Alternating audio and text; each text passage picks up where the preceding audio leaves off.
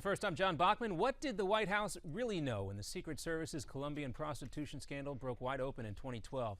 Dozens of agents and military members were punished or fired. The White House has always said none of its people were involved, but now the Washington Post says senior aides were given information at the time suggesting that a prostitute stayed with a member of the presidential advance team. Also, then White House counsel Kathleen Rumler, a possible candidate for Attorney General, reportedly was given that information, but at the time she concluded that that staffer had done nothing wrong.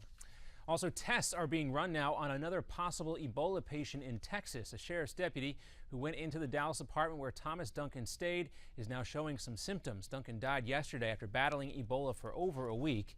Dallas health officials are monitoring about 4 dozen other people who had contact with him, but this sheriff's deputy was not on that list. Ebola patients are also now being treated in both Spain and Germany. 6 people who had contact with a Spanish nurse who contracted Ebola are now being monitored, and a spokesperson for the hospital in Madrid where Teresa Ramos is being treated says her condition has gotten worse. Doctors in Germany are also now treating a UN worker who came down with Ebola in Liberia. And the search continues in the woods of northeastern Pennsylvania for the man suspected of killing one state trooper and shooting another. State police also say they now have a journal apparently written by the suspect, Eric Freen. I will tell you, after reading this cold-blooded and absolutely chilling account, I can only describe Eric Freen's actions as pure evil. Now, part of it includes a description of the attack on the troopers nearly a month ago. 2 quick shots at the first victim and then the second shooting. Freen has been on the run ever since. And those U.S.-led airstrikes continue to pound Islamic State positions on the Syrian border town of Kobani. Still, ISIS fighters captured a police station on the east part of that town.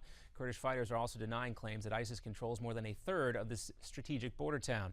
The U.S.-led coalition continues to push Turkey as well, which has tanks sitting silent near the border, and they have refused to step up their fight against ISIS, but Turkish officials say it's not realistic for them to go in alone.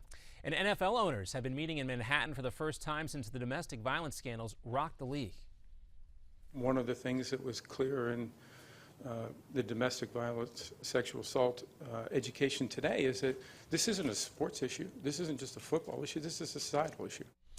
Owners like the Cowboys' Jerry Jones and the Jets' Woody Johnson have been discussing whether Goodell's powers to enforce the league's personal conduct policy should be scaled back. Also, AT&T has its own big bill to pay. Under an agreement with the FTC, the Federal Trade Commission, it will pay $105 million for cramming the bills of wireless users with unauthorized charges. $80 million of that will be refunds to customers.